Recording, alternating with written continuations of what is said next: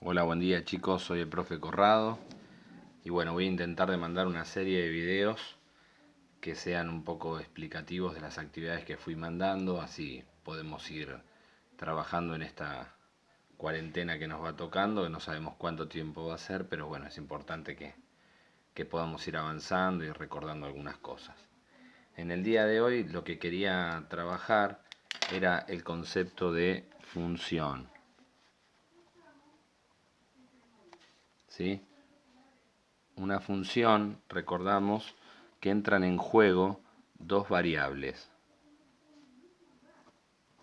Las variables tienen que ver con las cosas que se van a relacionar en una función.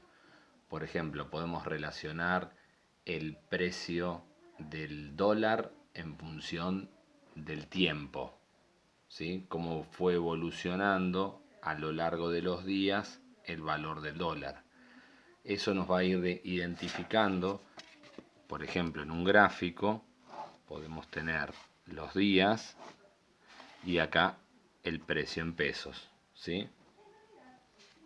En los días podemos ir teniendo, no sé, los primeros días de marzo, ¿sí?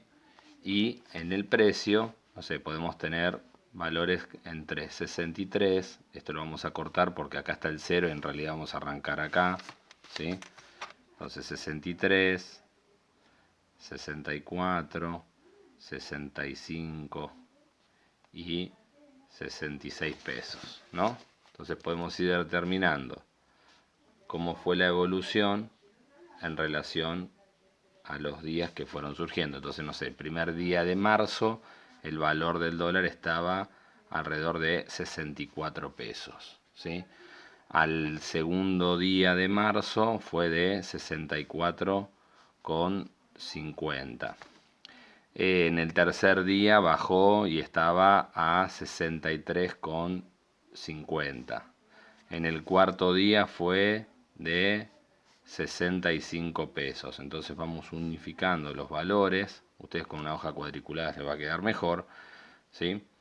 Y van a ir viendo la evolución en función de el precio. O sea, todos estos valores, ¿sí?, van a ir determinando qué fue lo que fue ocurriendo con el valor, ¿sí? Entonces con esto, uniendo los puntos, nos puede quedar una gráfica en la cual podemos divisar cuáles fueron todos los movimientos que tuvo el dólar. A esta variable que son los días la vamos a llamar variable independiente.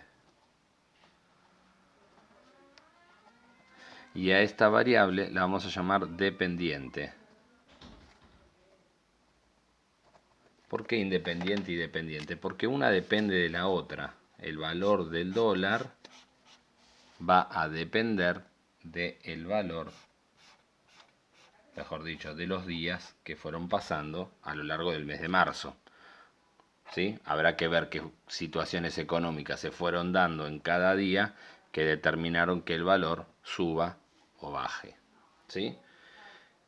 Estos valores lo que determinan es una gráfica que podemos observar. Hay tramos, por ejemplo, del día 1 al día 2 fue un valor creciente, un intervalo de crecimiento. Entre el día 3 y el día 4 también hay un intervalo de crecimiento. Después, entre el día 2 y el día...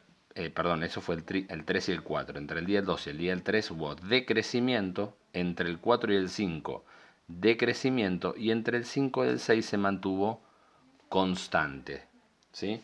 Eso se puede dejar escrito y reflejado como intervalos de crecimiento, intervalo de decrecimiento e intervalo de, en realidad es intervalo constante, ¿sí? Entonces vamos a tener del 1 al 2, lo vamos a expresar así, intervalo de crecimiento. Lo vamos a unificar con el otro intervalo que es del 3 al 4. ¿Sí? Del 3 al 4 hubo también crecimiento. Intervalos de decrecimiento hay del 2 al 3. Y lo vamos a unificar con el otro tramo que es de 4 a 5. Y el intervalo constante hay uno solo que es de 5 a 6, que es donde no se produjo variación.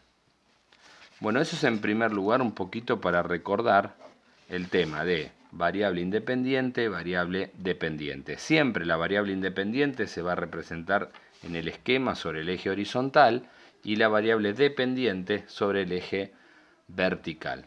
Recordar que una función es una relación entre dos variables. Yo acá les manifesté con esto, pero podemos tener ejemplos, por ejemplo, vinculados a lo que es en física la velocidad.